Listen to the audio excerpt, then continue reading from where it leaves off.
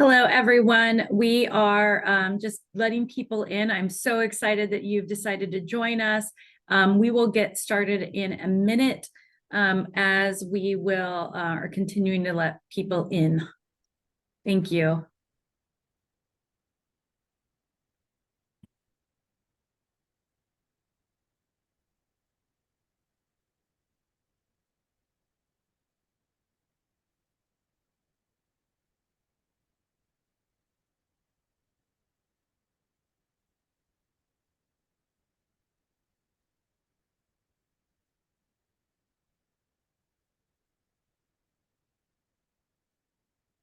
Great.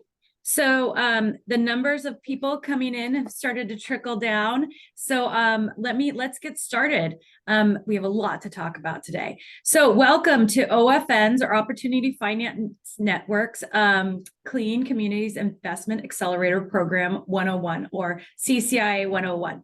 I am Amber Kuhar-Bell. I'm the Chief Strategy Officer here at OFN, and I'm so excited to talk to you about our program. I'm also joined by Emily Robichaux, our SVP of Climate and Environmental Programs, who will be my co-presenter in this, and she's been in it with me since the beginning, from the application to where we are today. So before we get started, yes, we will share the slides. So we will put that in the chat as well, but we are really excited. We'll share these slides and we're going to really walk through at a high level what is GGRF, or Greenhouse Gas Reduction Fund, and where is the CCIA 101, and how does that fall into it. So let's get started on the next slide. About OFN. So some of you may not know who we are. OFN is nearly a 40-year-old organization. We are a certified CDFI, or Community Development Financial Institution. We are also a trade association, and we are an advocate for low wealth communities and CDFIs. We like to put our work into three different buckets: money, strength, and voice. So money, OFN is, as I mentioned, a CDFI, or a certified community development financial institution. We have over $1 billion of assets under management. We lend to our member CDFIs, and we have lent nearly $400 million deployed to over 150 community lenders since 2020. Strength, that is our membership. That is you, that is our members, those are our CDFIs and community lenders. We also host the largest annual industry conference.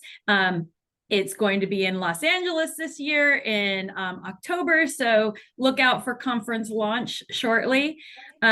We also drive CDFI research, and we've trained organizations. We develop our CDFI members and increase their capacity and help support them through their mission work. And voice, lastly but not least, we advocate for CDFIs on the Hill. We help influence policy. And one of the things that we helped influence was the design of the GGRF program through widespread listening sessions with our members, comment letters, and other mechanisms. In the next slide, we'll see a little sample of our network. So our network, we have over 425 members that represent over $42 billion of assets under management. These CDFIs and community lenders have invested over $111 billion since 1986 into urban, rural, Native communities. Our members are very focused on low wealth communities, where 83% of those member clients are in low wealth communities. And since this is a green program, we have to highlight the fact that over 55% of our members offer a green financing project, and there's high demand for clean energy financing in the future. Based on our survey that we did in anticipation of the application, there's over $14 billion in demand over the next 6 years of the members that answered the survey. In the next slide, we're going to really kind of shift to what GGRF is, or the Greenhouse Gas Reduction Fund. A lot of people have talked about GGRF. This is not the point of this, but we have to anchor it because CCIA fits into that fits into the umbrella of GGRF. So GGRF is a $27 billion program that was authorized under the IRA, or the Inflation Reduction Act. In that $27 billion, the whole goal of that program was to mobilize financing and private capital to address the climate crisis. It was also to help ensure our nation's economic competitiveness and promote energy independence while delivering benefits to communities that have historically been left behind. That's the communities that OFN members care about: low wealth communities, underserved communities. And the outcomes of this program are really to lower energy costs, clean air, healthier communities, all of the things we want for our communities. And in the next slide, we'll talk about why it matters. I mean, that's what we're talking about, these outcomes. So why does it matter to low wealth communities? Why does it matter? Because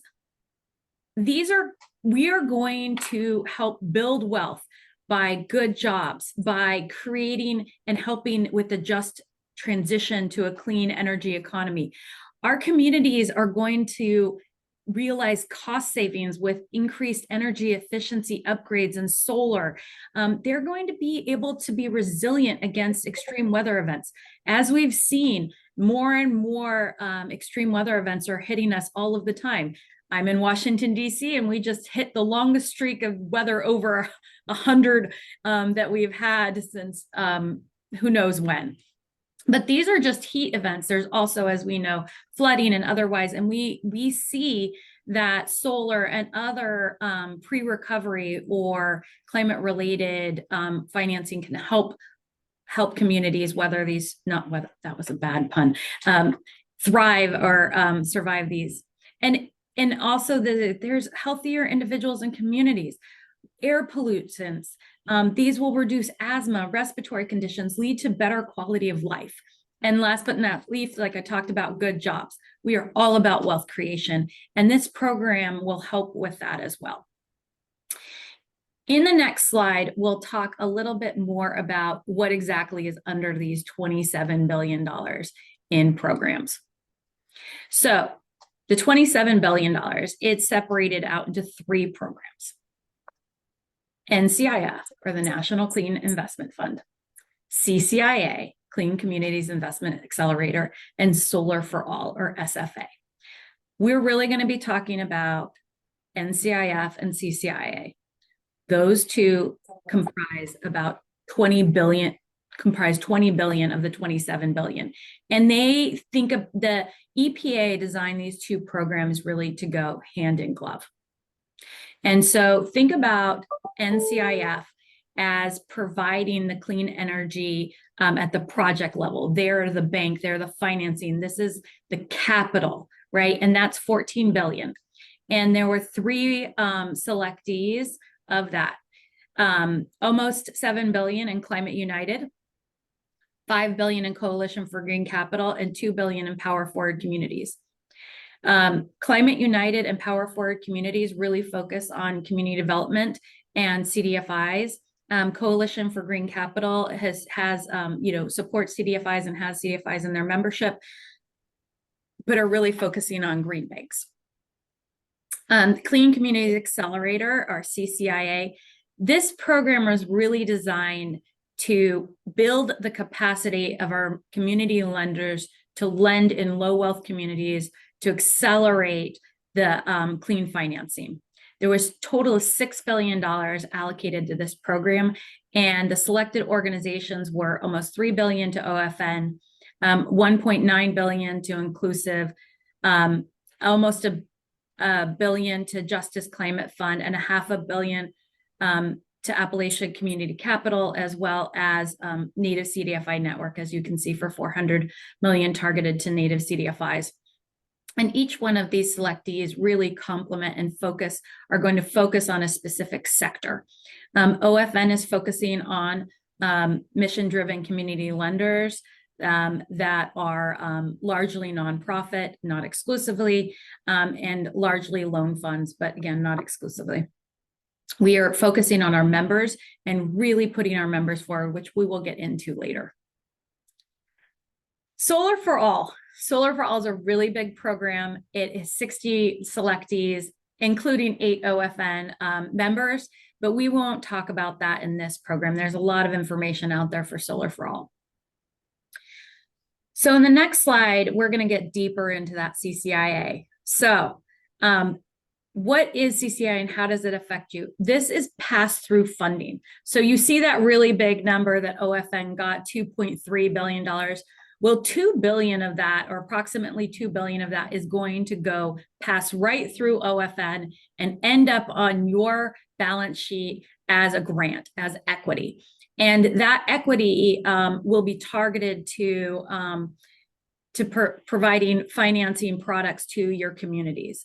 And so again, almost 2 billion of it, and this is OFN, is going to be passed through to our members through our program that we will talk about later. But in general, the CCIA program was designed to invest in a nonprofit hub, OFN, and have that organization pass through that funding and provide technical assistance and capacity building to the community lenders that they serve. In the next slide, we're going to really get into a little bit deeper why CCIA is special. And one of the things that makes CCIA so special is that it is 100% dedicated to low wealth communities. And you can see that in this slide. So the CCIA investment projects have to fit a category of these criteria. And in these criteria, you'll see that the project category has to be distributed energy generation and storage, net zero emissions buildings, zero emissions transport. It has to be in a low wealth community. And they are calling that LIDAC. So that's our newest addition to the alphabet soup that we live in. So the location of the project that is funded and targeted for CCIA has to be a low wealth community. And we will provide a lot more guidance on what exactly that means. But if you think about the project category and a lot of the rest of this kind of falls out in that. So you don't have to be too worried about all of these categories and be like, oh, that Venn diagram is getting really small. No, these really naturally fit quite nicely together. And so once you really hit on the project category and low wealth, a lot of the other elements just kind of fall out. So thinking about the program goals, it has to reduce or avoid greenhouse gas emissions. It must reduce or avoid other air pollutants. It has to add these additional benefits to communities. And these are really guardrails designed to make sure that this money is channeled to the communities that we care about. But these communities are the ones that you already care about. So this is like money for you, right? And money to help you accelerate and do all of the amazing work that we haven't been able to do before. We have to mobilize that private capital, and we have to say, but not for otherwise been financed. But that's not the biggest test, because we exist because the mainstream capital markets don't serve our communities. And so really think of this as really broad. And then commercial technologies. And that is just that the technology has to have been around for 3 years. This is not designed to be, experimental. And in the last slide, before I hand it over to Emily to really dive into OFN's program, I really want to ground us. I'm grounding us because OFN applied for this capital with these guiding principles in mind. And we designed our program with our members and our communities forward. We are really thinking about this to be focused on equity and environmental justice. We are centering our low wealth and disadvantaged communities' needs. And coming out of that, we're balancing speed to market with the long-term industry transformation. And then we're really meeting members where they're at to accelerate the market transformation. And so in meeting members where they're at, you'll see that throughout the rest of the program. This is not a race to the first application. This is a 6-year program that we have designed to be a 6-year program and really meet every member where there's at and to help accelerate and transform. And we know that that takes time. We are not just giving this money to shovel-ready projects to get it out the door as fast as possible, and that communities that have been left behind will continue to be left behind. The whole goal of this is to help build and incentivize and transform and support. So with that, I am very happy to hand it over to Emily to walk us through our CCIA approach. Thank you so much, Amber. Hi, everyone. So excited to be with you today to talk about the program that we are building that's, as Amber was just saying, really going to transform markets and deliver important benefits to communities across America. The approach that OFN has taken for CCIA, we're calling CLIME, which stands for Climate Lending Investment Mobilization. And our focus here is to invest through mission-driven community lenders nationwide so that we can deliver collectively community benefits and transform the market for clean energy finance. We are, as a selectee of the program, OFN is going to serve as a resource hub for community lenders, through which we provide capital, technical assistance, and market building support.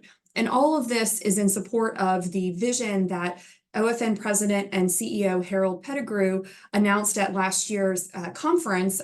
This was October 2023, right after our application for CCIA had been submitted. But what we really want to do is make sure that 100% of CDFIs become climate lenders, providing this really important and critical financing tool and approach to serve communities and make sure that we're building wealth and building resilience where we can. Next slide, please. As Amber was saying, we're very much taking a member-forward approach and want to make sure that we are demystifying this process and this program as best we can. So as you know, everyone is very much waiting for the applications to be available. When can we start receiving the pass-through funding? So OFN is really focused right now on preparing the guidance and support that we'll be able to offer, first and foremost in support of the application, everything from webinars and checklists, tools and templates, office hours, and a help desk that will be there to support you along the way.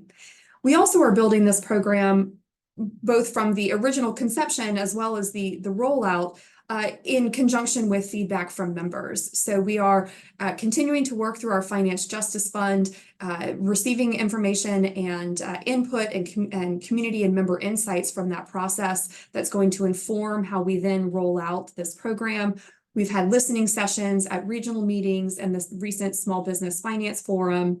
We're conducting one-on-one calls, and we also have an industry advisory committee that we consult with that gives us feedback to help ensure that we're best preparing the network and our communities for receipt of this funding. Next slide, please.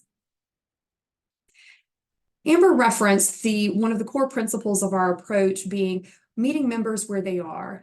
And the visual representation that we've developed for this is this learning curve for maturity and capacity in climate lending. We know that we have OFN members that have not yet started their climate lending journey. There was a previous number shared that 55% have, which means that 45% have not yet started their climate lending journey. This is what you see represented with the nascent climate lender. But along that maturity and capacity growth curve, we see members that have started. They've started to develop some products. They might be offering a few different loans, or they might have started to build their pipeline. We also have members. Commercial technology. We also have members. If everyone could please mute, that would be great. I don't know about the 1 and 2, but I can just send the definition. We also have climate lenders who are more advanced in their climate lending journey. Perhaps they've been doing this for 3 or 4 years, and they've had a few different products that they've been able to develop. And then we have members who are very established, and they have very robust pipelines and products, and they're very well versed in offering climate products to their borrowers. So we recognize that along this curve, the needs are different. If you're just starting out, you might need to learn more about how you get your credit team on board and how do you design your first product. Whereas if you're a maturing or established climate lender, you actually have more of a foundation, and perhaps you need some more advanced tools in order for you to continue that journey. So we really took this to heart in terms of meeting members where they are, and we are designing both a capacity building and a financial assistance program that helps members move from one stage to the next. Next slide, please. The impact of this program is, of course, what really drove OFN to want to be part of the GGRF program, and the ways in which this fundamental, foundational federal financing opportunity is going to impact communities and is going to transform markets. And what we've outlined here are a few of the objectives that we have for the investments that will be flowing through the CLIMB program as administered by OFN. I would categorize these in broad categories of climate and air pollution, equity and community benefits, and market transformation. And you can see that from everything from reducing our carbon pollution and improving air quality, we're also going to be reducing energy burdens, but building household wealth, creating economic opportunity through the clean energy ecosystem and sector. This will be resulting in additional climate-focused jobs that we're creating. This is really going to transform the way that the country works and the ways in which financing flows into clean finance projects or clean energy projects in our communities. And along the way, as mentioned in one of the goals of the program, we'll be mobilizing private capital. So that really eye-popping number of 20 billion is actually going to be multiplied 3 or 4 times, possibly much further, due to the private capital that's going to be invested alongside GGRF funds into these programs in our communities. Next slide, please. So I'd like to talk a little bit about what this means in terms of what you'll be seeing and how you'll access the resources that are being developed through this program. Starting first with talking about our climate building, or excuse me, our capacity building strategy for climate lending. We really approach our capacity building thinking about a spectrum of services ranging from informal to formal. There's different ways to engage. Some content is more member created. Others might be more created by OFN. And sometimes it's online, or it's in person, or it might be, again, informal and formal, and focused on whether OFN is delivering the content or whether peers are delivering the content to each other. So this is a kind of foundational approach for the way that we have conceptualized our capacity building strategy within CCIA. And this, of course, will sound very familiar because it has been the way that we've focused our capacity building work over the past years, based off of feedback that we've received from OFN members about what works best for them. Next slide, please. So what you'll see specifically in the context of CCIA for capacity building will be a number of different resources that we're developing, some of which are represented here on the screen. First and foremost, we'll have a climate lending resource library that will be accessible to everyone through our CDFI Connect platform. You'll be able to access product guides, compliance guides, resources, and tools. This will be available 24/7. So for your burning questions and you really want to go do some research, the Climate Lending Resource Library is going to be a fantastic tool for you to access. We also are developing nascent lender training courses. So this specifically addresses the goal that we have of helping OFN members take their first step in their climate lending journey. So the nascent lender training course is going to be specifically designed for OFN members who have not yet started their climate lending and want to understand the strategy and how they can kick one off. We will also offer curated peer learning spaces. And these will be much more tailored for climate lenders who have more experience in the field. So sharing content, trainings, and boot camps. We also have all been to and really appreciated the in-person convenings that OFN organizes. And so we're very pleased to be offering a new climate forum that will be modeled off of our small business finance forum. So you'll see plenaries, you'll see skill building sessions, breakouts, networking, and training, all integrated into this new climate forum that will enable us to really amplify the impacts and share the learnings of everyone's experiences in the CCIA program. And then last but not least, we are also intending to offer a help desk that will provide in stages a number of different services, including support for application submission, strategy development, and project level technical assistance to really answer some of those engineering or really technical focused questions that might come up along the way.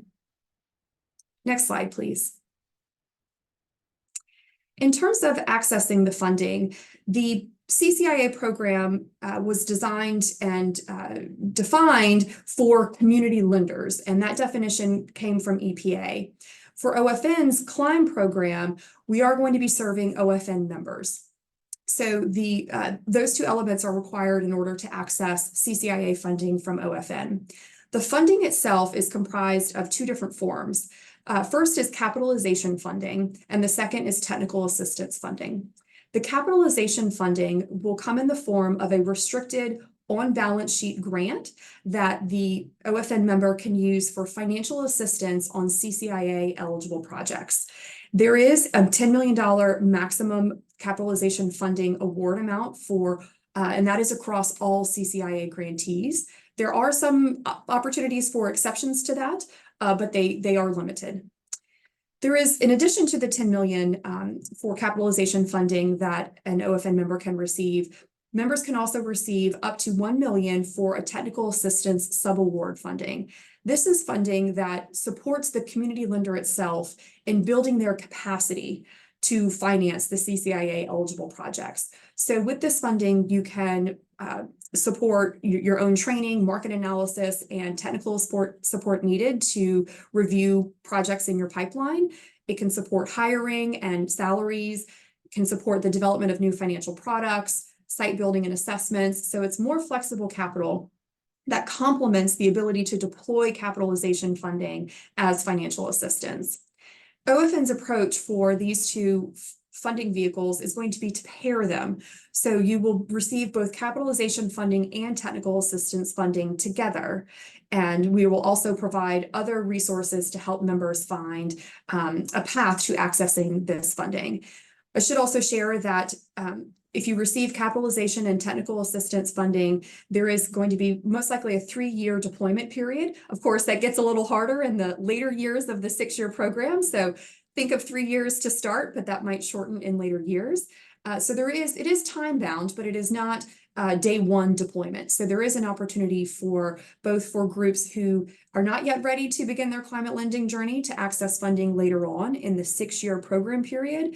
And once you do receive funding, you are able to spend that down over a number of years as well. Next slide, please.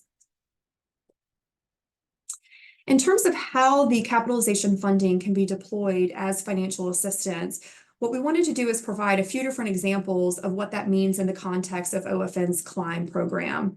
Knowing that our members are primarily focused on providing debt loans to their communities, we anticipate that a lot of the financial assistance will be in the form of loans, partially or fully forgivable loans, below market loans, subordinated debt.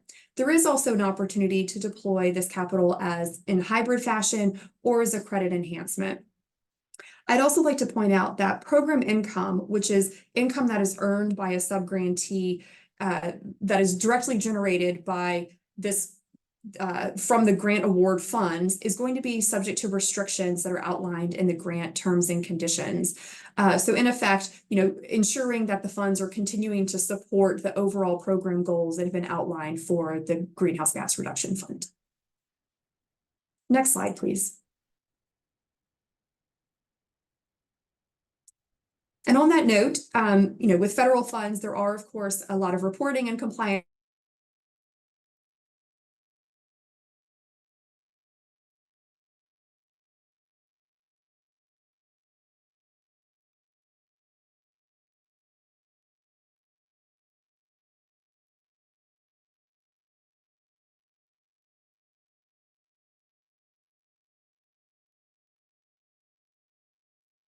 for the CCIA program with some lag.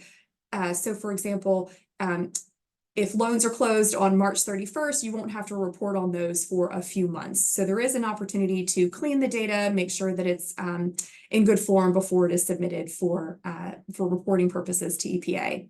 We are anticipating that reporting will include both project level and transaction level data points.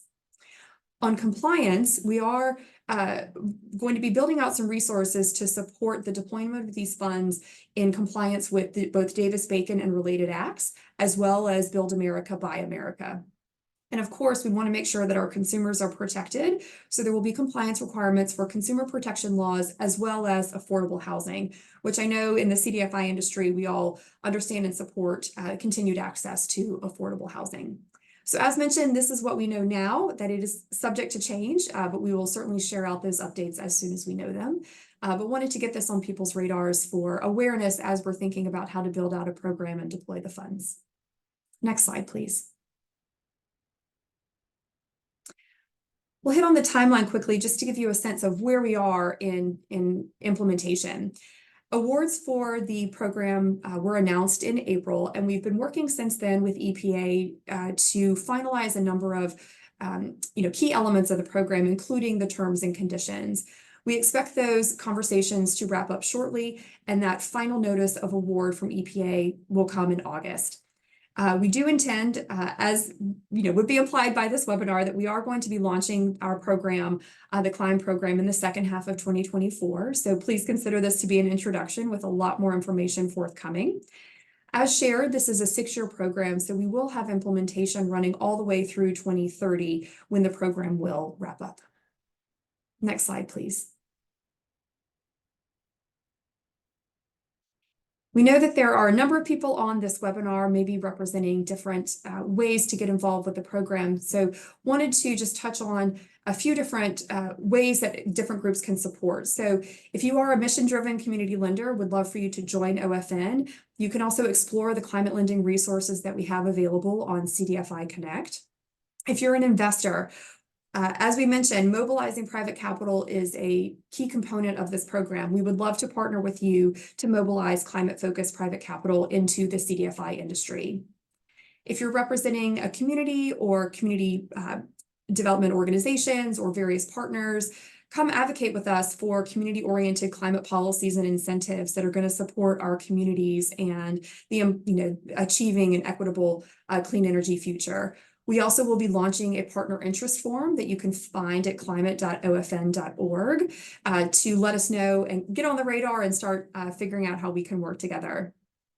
And then lastly, if you are a potential borrower of this program, if you are developing a clean energy project, or if you're a small business that wants to deploy solar on your own rooftop, or maybe move into solar deployment, for example, go meet your local CDFI. They're going to be involved in this program. They've got capital available. This is an incredible opportunity to grow your business, generate wealth within our communities, green our communities, and we're really excited about what lies ahead.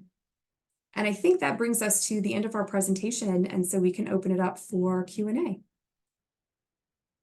Hi, so this is Amber again, and I saw a lot of questions in the chat, and I just want to clarify a few points to begin with. I saw a number of questions around the $10 million cap and who is eligible and some things like that. So I just want to circle back to, yes, OFN is only serving our members, but to be a member of OFN, you do not need to be a certified CDFI. So there was a question about, nonprofits. You do have to meet the criteria to be an OFN member, which does not require certification. But you have to be primarily a lender. You have to be targeting low wealth communities and basically being a mission-driven community lender, among other things. So please go to our website to look for membership criteria, and you can see it there. The other question that we had was, is this one time or is it made tranches over a period? And that really depends on you. So, and where you are on the S curve. We're really designing this program. It is a federal program, and we have to be really cognizant of risk and federal rules. And so if you are financially strong and you are a mature lender and you demonstrated that you can deploy that 10 million and manage it, you can get 10 million right away. If you're more of a nascent lender, then you'll get a lower amount and you can come back for more over time. And we've designed the program so that, again, not all the money is going out at once. And if you're not in at the first round, then you're out. So I hope that answers a few of those questions. There was a couple of other questions regarding whether these funds are going to be at risk for different administration or otherwise, and how that is working. So where Emily put into the timeline, where we talked about the timeline in August, the final notice of award from EPA is when the funds are obligated. That means that the government has said yes and committed to this. And so that is great. And that is, largely protects us with a signed agreement from any clawback provisions or otherwise. And OFN is very keenly aware of these risks, and are working with our other CCIA recipients, and EPA, but we feel very comfortable and confident that we have worked through some of those risks. And so Nicole and Lisa are managing the Q&A. Do you guys want to organize this into other questions for us to answer? Sure, absolutely. We do have a question asking whether the NCIF, CCIA, and Solar for All funds can be stacked or layered on the same project. Yes, they can be, but they also have to have private capital in the project itself. So it can't be solely NCIF or CCIA or Solar for All funding. So they do have to meet some of the other criteria to be eligible. We have another question about whether the funding can be used to provide working capital financing for small business owners that are contractors or service providers for the industry, like a solar panel installation contractor, et cetera. Yeah, it's an excellent question. I'm going to hand it over to Emily.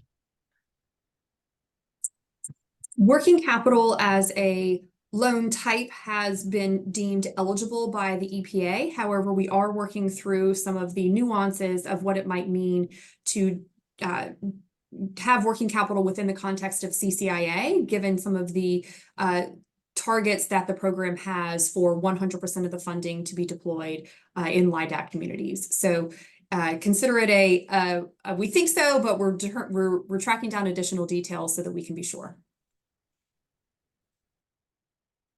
Here's a good question. Will awardees be required to repay the grant/loan back to OFN?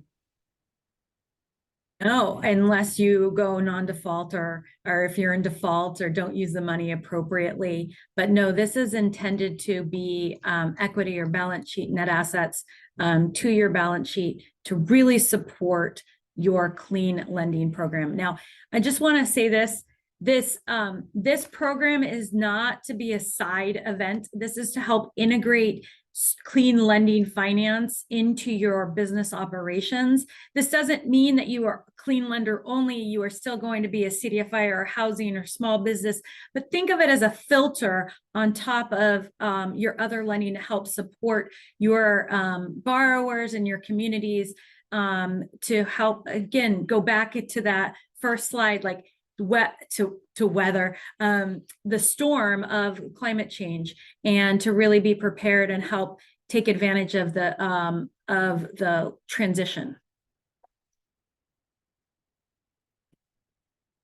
Probably not a surprise that we have a compliance question. Is OFN going to help organizations meet the compliance requirements, Davis-Bacon, et cetera? Yes, we think about that a lot. It's very important. As Emily and I mentioned over and over again, we are coming at this from a member forward perspective. As some of you may know, I've been in the CDFI industry 20 years. I have only worked at CDFIs and the CDFI fund at Treasury, and understand what these federal programs are like, but also understand what it's like to be a lender going into a new type of lending. And so we are really thinking about this intentionally and thinking about making this demystified. You saw that word in the slides. We are demystifying and creating a roadmap and an onboarding, meeting you where you're at and helping support the members. We 100% are thinking about Davis-Bacon compliance in general, and making this easy through toolkits and checklists and other resources, help desk that we will have available.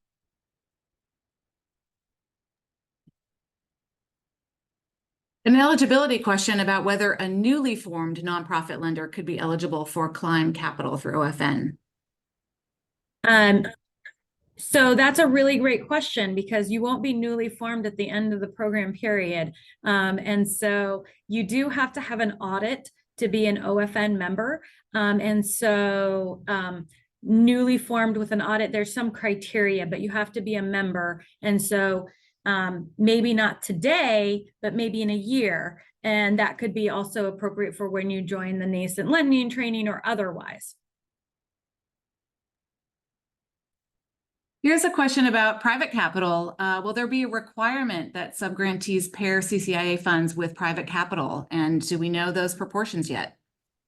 Yeah, really great question. So we do have private capital mobilization rates, but I want to be really clear this, unlike the CDFI fund where there's a matching requirement, you do not have to have your match in order to get the $10 million CCIA. Again, we're trying to design this as member forward as possible. I know that that can be really hard to get or a barrier to entry. The private capital mobilization will come at several different areas. It will come at balance sheet. It can come at the project level. It can come in a myriad of different ways. And so it can be sponsor equity, right? And so think about that, the private capital mobilization rate in a nuanced way. And we will have more definition later on, but right now, EPA has not approved our final work plan yet. We're very close, and so we don't have those final numbers. But we understand that this is a new industry, and we took that into account. Not industry, but a new product, and we took that into account. We've got a few questions around program income. Here's wanting to know a little bit more about that, but someone wants to know if an OFN member who gets funding through our CCIA program is considered a sub-awardee or a sub-grantee, and does program income apply in both cases? A really good question. So in the first round of terms and conditions, they use the word sub-grantee to mean 3 different things. And then latter rounds of the terms and conditions that we got from the EPA, they've clarified that. But in the end, you are a subrecipient because you're a sub-grantee, and program income and those requirements will flow down to your sub-award. And we will be very clear in our terms and conditions, and again, to help people with compliance with what are your responsibilities in the flow down requirements. But this program, to kind of demystify, is a federal program. It has to be compliant with 2 CFR 200 for those outside the Beltway. Those are the grant regulations from the Office of Management and Budget that govern all grant programs. And these are the exact same rules that govern the CDFI fund and our TA and FA dollars, our financial assistance money from the CDFI fund. So you're familiar with a lot of these requirements already if you have gotten CDFI funding, rapid response, or otherwise. There are going to be different nuances, but in general, you're familiar. Amber, there's a question around what is going to be the investment of time and effort for any CDFI along our maturity and capacity curve to prepare to receive this funding and submit a competitive application. Yeah, and so I think, when you think about that idea of a competitive application, it's really where are you going to be on the curve, right? And so we have designed the program so everyone, we're intending on hitting a broad swath of our membership, and not everyone's going to get 10 million. We will have maybe some exceptions in there. And so think of this as where you fall on the continuum, and that is where you'll have access to other capacity building supports. Emily, would you like to add to that question or answer? No? Okay.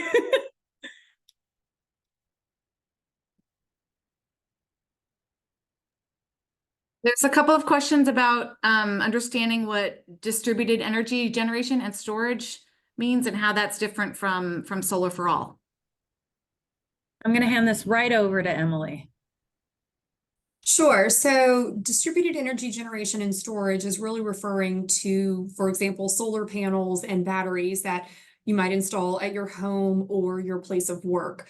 The Solar for All program is a mechanism for passing through federal funds primarily to state-run energy offices, but there are some other types of organizations that received Solar for All funding. And the funding is really focused on how to develop a Solar for All program in that jurisdiction and to help support the deployment of solar to benefit communities across the country. That program had $7 billion allocated and 60 selectees. So the largest award received under that program is $250 million. So it's much more for the kind of assessment and understanding and program design and program building, whereas CCIA and NCIF are for the actual deployment of the projects that will serve communities. We have a question. Are you aware of eligible use restrictions that CFI should start thinking about? In particular, are funds limited narrowly to the climate-related uses, or can all project costs be included in climb financing? Emily, you want to take this one? I wish I had a little more information on the other project uses that are being referenced. I think what I would suggest is that we follow up with this with a deeper FAQ. We want to make sure that we're basing the response very specifically in all the information that we've received from EPA. And the reason that I say that is that, you know, there's a lot of very technical nuances in terms of how capital gets deployed into something like a building renovation. And we want to make sure that we're providing very clear information about what is and isn't considered eligible, and also what is and isn't considered eligible for the private capital mobilization targets. So what I'd like to do is follow up on that one offline. It's a great question, and it helps inform the kind of guidance that we will be developing in conjunction with the EPA. This is very much an ongoing fluid conversation, and we're getting additional guidance as we speak. A few folks have questions about LIDAC communities and where they can get resources to understand what a LIDAC community, what they are and what the definition is. Yeah, there's in the NOFO, it talks about what a LIDAC community is and how to measure that. And I'm going to hand it over to Emily, but we've been thinking a lot about that because it goes into compliance. We want to make sure that you're supported to know whether a project is a go, no go, where you fit the money. We understand that those are really important characteristics when thinking about financing. So I'll hand it over to Emily with that prelude.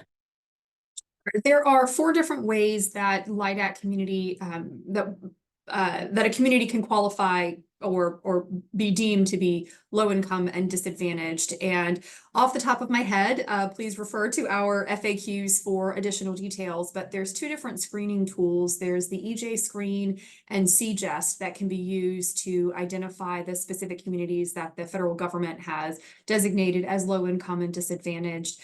Also affordable housing properties, and there's also a reference to area median income, and you know, that's evaluated at the household level. So there's again 4 different ways that that you can kind of check that LIDAC box, and there's additional details in our FAQs, which are available at climate.ofn.org. Here's a scenario. If a CDFI sets up a forgivable loan program for affordable housing projects, can some of the grant go towards administrative costs of the CDFI to manage or deploy the forgivable loan program? That's a really, really great question. And that is going to get into the uses of program income. And so we'll really get into some of that later on when we get clarity from the EPA. Again, I want to go into the nuances, but what I can say generally is the EPA does understand that this is a program and it costs money to do and administer. And so we are really thinking through how to make this long-term and how CDFIs can create this as a line of business. A slightly related follow-up, can CCIA funds be used as a loan loss reserve to bring in more private capital? Yes, yes, it can. I love that. Easy one. Thank you. No, the funds can definitely be used for loan loss reserves. They can be used for forgivable loans. They cannot be grants directly to a project, like it has to be a financing. This is not a pass-through grant from you, CDFI or community lender to the project, but yeah, you can cover, there's flexibility in those uses. One thing I wanted to clarify is in order to get the technical assistance subaward, you do have to get a capitalization funding award. Think of it as a joint complementary programs or funding, and that was stipulated by the EPA. However, in order to get technical assistance and market building support, you do not, I repeat, you do not have to have a capitalization funding award. So you can, there's different ways of being able to access this program and the funding. Amber, someone is asking, since this is a multi-year program, 6 years, will there be a limit on the initial tranche of grants to ensure staggering over the years as nascent lenders come online? Is it first come, first served with an open window or limited annually? We've built in some safeguards into our program work plan that is the EPA is approving, but we're designing this program. We'll be having notice of award type opportunities, open rounds, and having those multiple times a year right now. And so we anticipate being able to be nimble to meet the priority goals of the program to ensure that we have coverage over all 50 states and in communities across the country. So the answer is that it is not all going to go away in the first round, and we have designed we will be notifying people of what to anticipate in every round at the time of the round opening.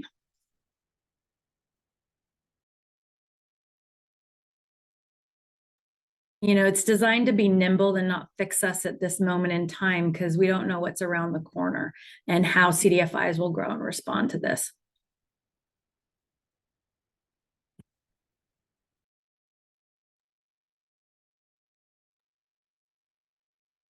Okay, will EPA require CCIA awardees to measure the environmental benefits for investment projects that reduce air pollution or switch to renewable energy, et cetera? Emily? Sure. So the program will require reporting on those elements, but that does not necessarily mean it's coming from the community lender. We are working through the reporting and the quality assurance processes with EPA to understand the requirements. And our intent is to be able to centralize as much of that work as possible at the OFN level. So, you know, again, that we're kind of, the intent would be that we're just receiving some basic information from the community lenders, but then OFN is doing those calculations and passing those through to the EPA. It's all to be determined pending some additional information and guidance from EPA that we are expecting later this year.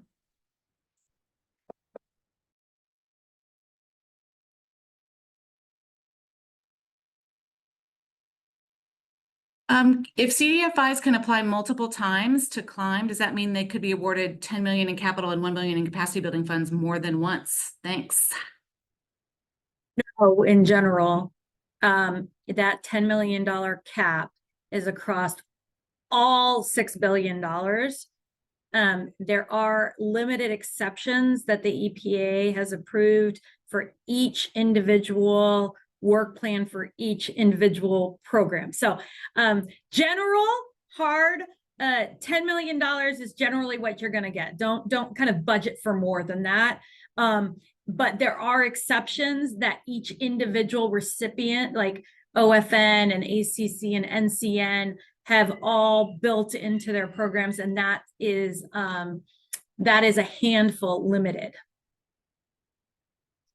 And the $1 million again as well.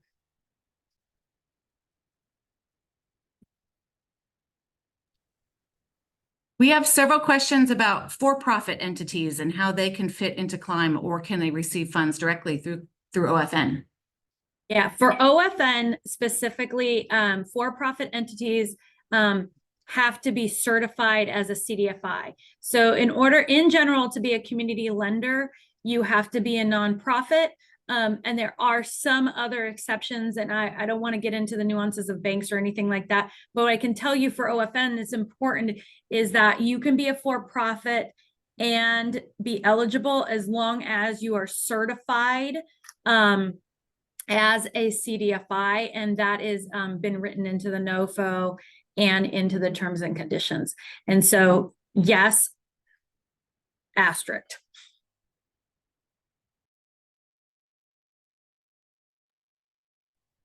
I think we have time for 2 more questions. Lisa? Yeah. Will all of the 2 CFR Part 200 compliance apply for the TA grants, like procurement for any consultants and hour tracking for staff paid for by the grant? Yes, it will be. But we're also working on that. So OFN is really trying to think about ways that we can make procurement easier, federal procurement, and otherwise in doing some capacity building around that as well.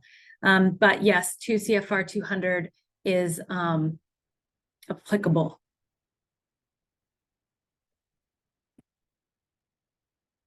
Okay, I think this will probably be our last question. As funding is paid back to the CDFI and becomes permanent equity, does the use continue to be restricted?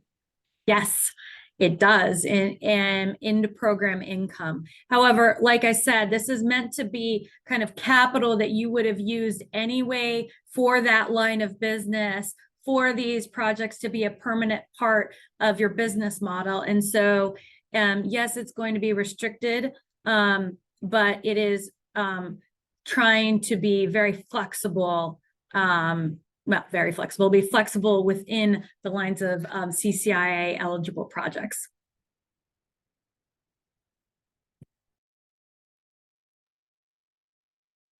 Great, thanks. We've got a lot of additional questions. We can follow up in future communications as we can bucket them into some themes. There's a lot of questions here. Thank you so much for joining. I truly appreciate this, and we look forward to talking to you more. Bye.